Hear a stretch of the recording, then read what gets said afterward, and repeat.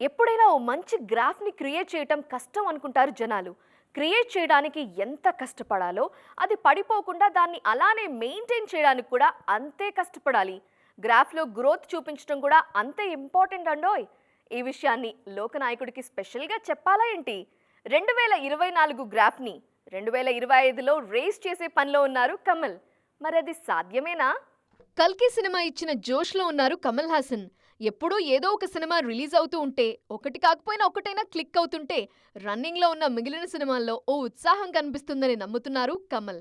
ఈ ఏడాది ఆయన నటించిన 2 సినిమాలు రిలీజ్ అయ్యాయి. వాటిలో కల్కి సూపర్ సక్సెస్ అయింది. ఇండియన్ 2 ఫ్లాప్ టాక్ తెచ్చుకుంది. అందరూ ఫ్లాప్ అయిన ఇండియన్ 2 మీద ఫోకస్ చేస్తుంటే, కమల్ మాత్రం రిలీజ్‌కి రెడీ అవుతున్న ఇండియన్ 3 మీద కాన్సంట్రేషన్ పెంచారు. థర్డ్ పార్ట్లో వీరశేఖరన్‌గా కమల్ ఎలా మెప్పిస్తారో చూడాలనే కుతూహలం ప్రేక్షకుల్లో బాగానే ఉంది. అందుకే ఆడియన్స్‌కి ఇంట్రెస్ట్ పెంచేలా ఆ ప్రాజెక్ట్ ఉండే విధంగా ప్రత్యేక శ్రద్ధ తీసుకుంటున్నారట కమల్. ఇటు మణిరత్నం తగ్ లైఫ్ షూటింగ్‌ని కూడా పూర్తి చేసేశారు. తగ్ లైఫ్‌ని 2025లో రిలీజ్ చేయాలనే సంకల్పంతో పనిచేస్తున్నారు మణిరత్నం.